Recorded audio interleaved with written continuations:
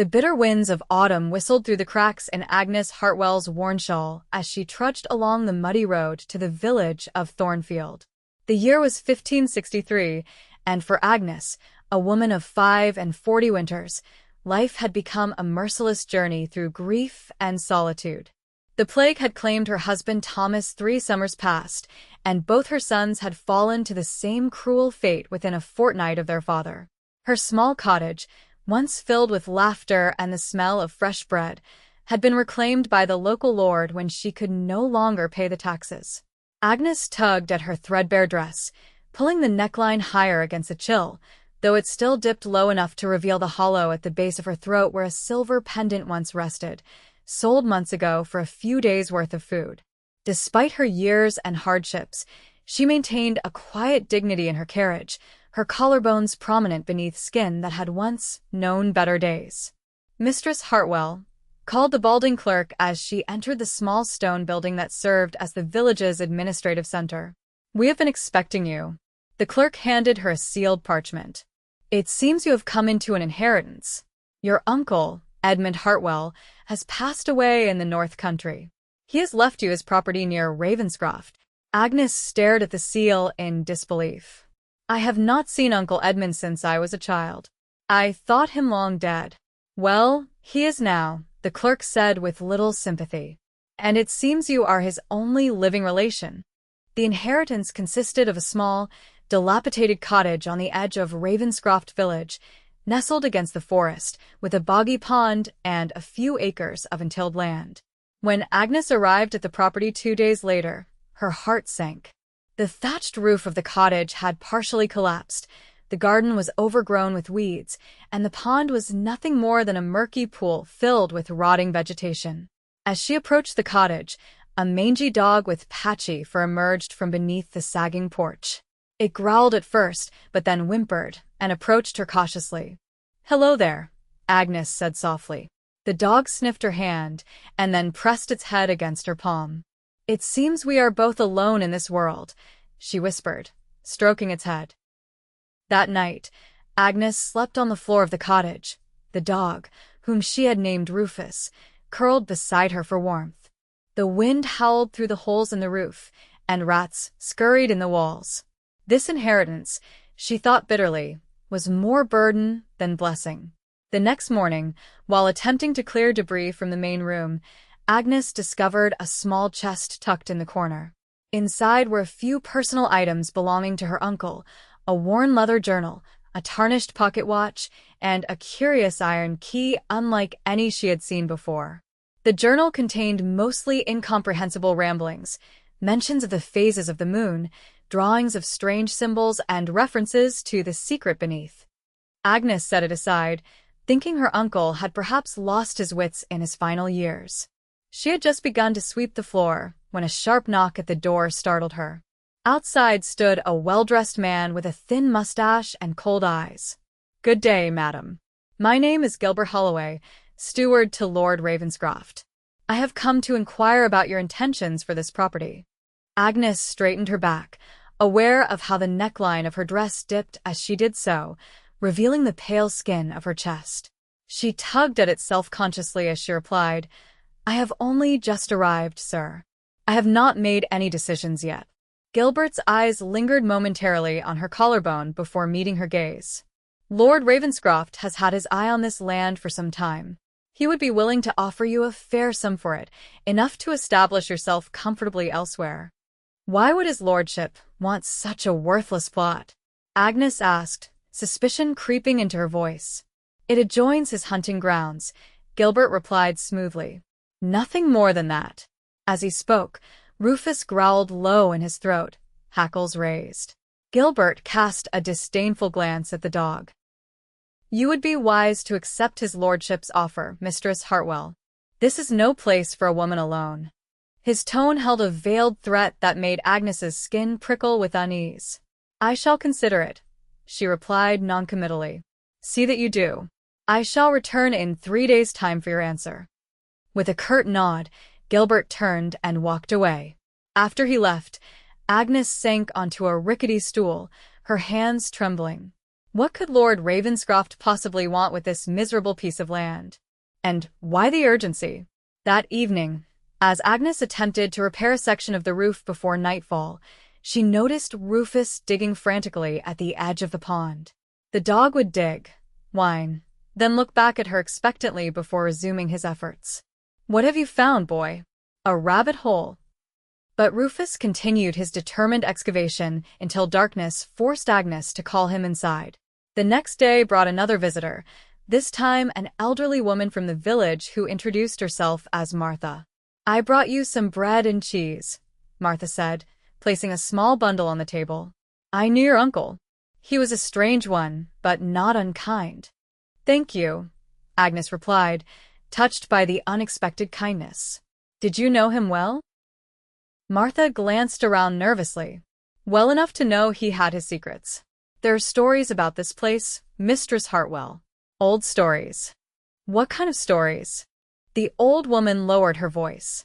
"They say this land once belonged to the old abbey, before King Henry dissolved the monasteries. Some believe the monks hid their treasures here when they fled." She leaned closer. "And some say your uncle knew where to look." Agnes thought of the strange journal. "That is merely village gossip, surely." "Perhaps," Martha said, "but it is curious how often Lord Ravenscroft's men were seen watching this property while your uncle lived. And now Gilbert Holloway comes calling the very day after you arrive." She stood to leave. "Be careful, Mistress Hartwell. Not everyone in Ravenscroft welcomes your presence." After Martha left, Agnes returned to the journal with renewed interest. The cryptic entries now took on a different meaning. Could there truly be something of value hidden on this property? As the day progressed, Rufus returned to his digging by the pond, more frantic than before. This time, Agnes followed him, curious about his persistent behavior. The dog had dug a sizable hole at the water's edge, revealing what appeared to be a stone slab beneath the mud. Agnes knelt beside the hole, her dress dipping low as she leaned forward to brush away the soil. The stone had strange markings carved into it, similar to the symbols in her uncle's journal. Excitement mingled with apprehension as she realized this could not be coincidence. That night, as Agnes studied the journal by candlelight, a passage caught her attention. "When the moon is full, the way opens. The key turns not in lock but in water." She looked at the iron key resting on the table, then back at the journal. The next full moon was tomorrow night. A sudden noise outside made her start. Through the window, she glimpsed a shadowy figure moving near the pond. Heart pounding, Agnes extinguished the candle and crouched in the darkness, Rufus growling softly beside her. When she dared to look again, the figure was gone.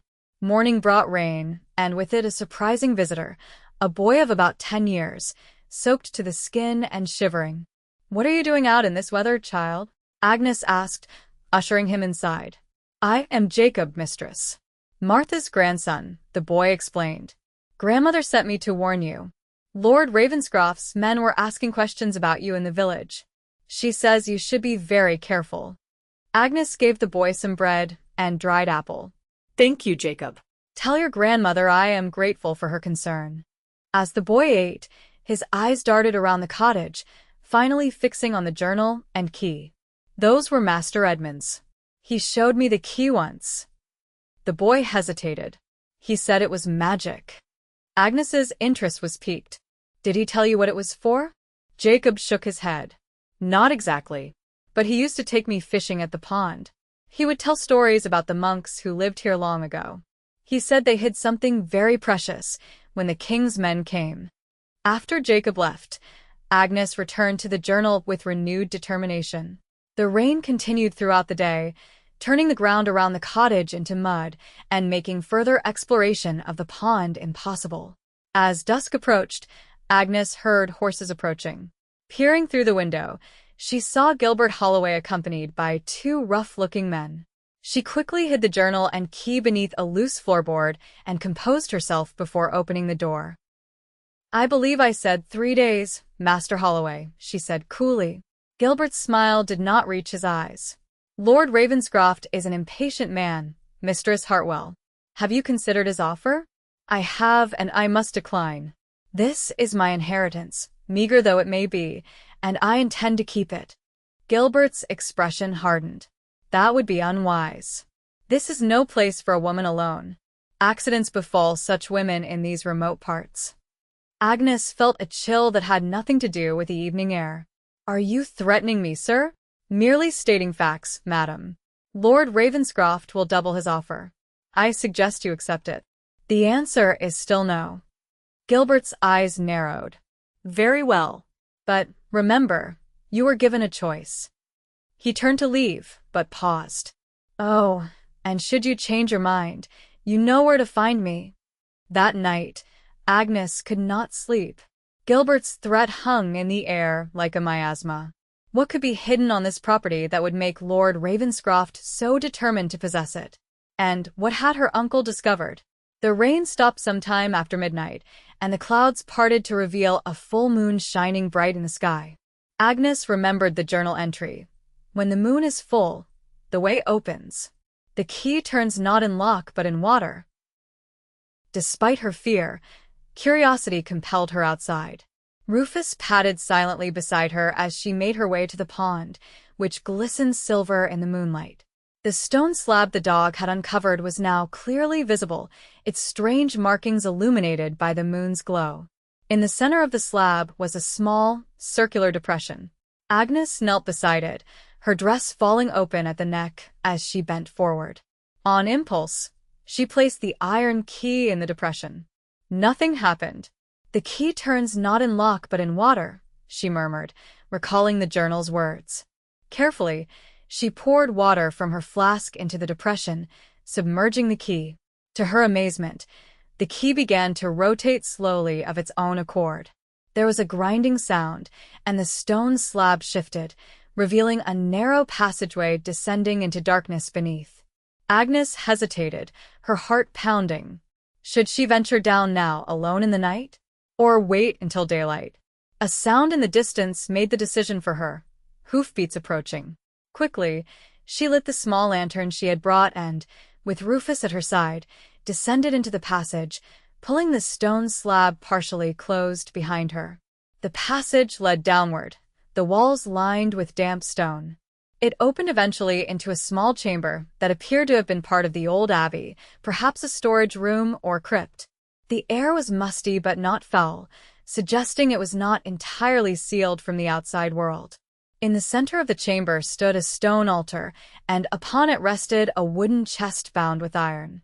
Agnes approached cautiously, raising her lantern. The chest was not locked, and when she lifted the lid, she gasped at what lay within. Golden chalices, silver plates, jeweled crosses, and several leather pouches that clinked with the unmistakable sound of coins.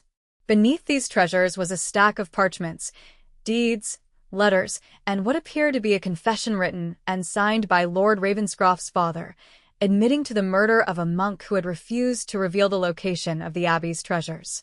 So this is what Lord Ravenscroft fears, Agnes whispered. Not just the loss of treasure, but the exposure of his family's crimes. A growl from Rufus alerted her that they were no longer alone. Agnes whirled around to find Gilbert Holloway standing at the entrance to the chamber, a pistol in his hand. I must thank you, Mistress Hartwell, he said with a cold smile. We have searched for this place for years. Your uncle was most uncooperative, even when persuaded most forcefully. You killed him, Agnes said, the truth dawning on her. Let us say he expired during questioning, Gilbert replied. Now, step away from the chest. Agnes's mind raced. She was trapped, with no weapon and no hope of overpowering Gilbert. But perhaps she could outsmart him.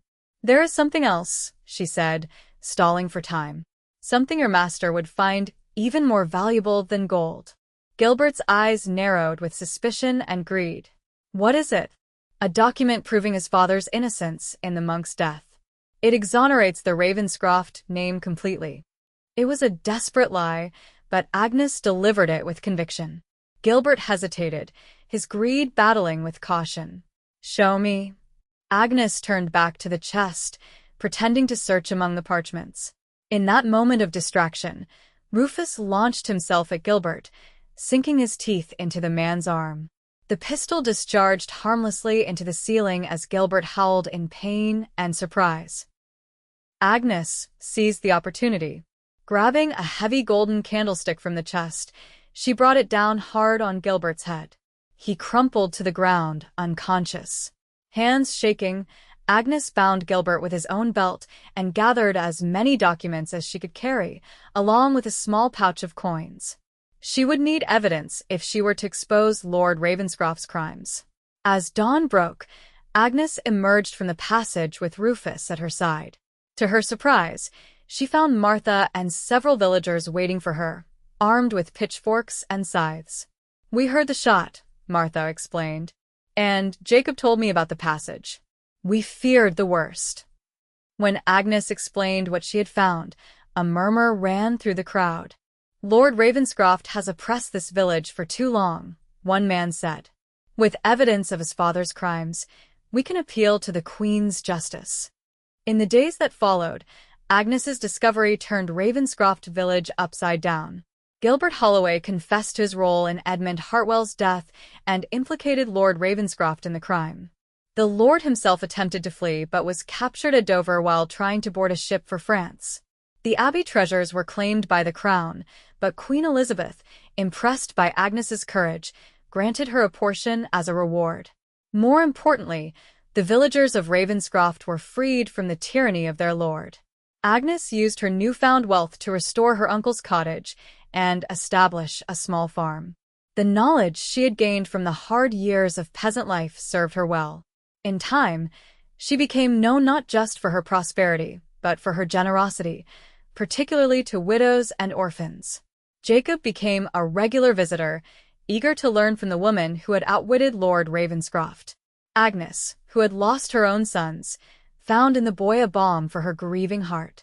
One evening, as she sat by the now clear pond watching the sunset, Agnes reflected on how her life had changed. From destitute widow to respected landholder, from grief-stricken mother to mentor and friend, all because of an inheritance that had seemed worthless. Rufus lay at her feet, gray now around the muzzle, but still alert. The dog that had helped save her life now enjoyed the comfortable retirement he deserved. Agnes touched the silver pendant at her throat, not the one she had sold years ago, but a new one, purchased with her own money. Below it, her dress still dipped low enough to catch the golden light of sunset on her collarbone. She was no longer young, but she carried herself with the confidence of a woman who had faced the worst life could offer and emerged victorious. "We did well, did we not, Rufus?" she murmured, stroking the dog's head. Rufus thumped his tail in agreement as the last light of day gilded the peaceful waters of the pond, beneath which a secret passage still led to a chamber, now empty of treasures, but forever filled with memories of courage and triumph. In the village of Ravenscroft, they still tell the tale of Agnes Hartwell, the peasant woman who brought down a lord and transformed a community. And if you visit the old cottage by the pond, locals will tell you that sometimes, on nights when the moon is full, you can see the ghostly figure of a woman and her faithful dog walking along the water's edge, guardians of a secret that changed everything.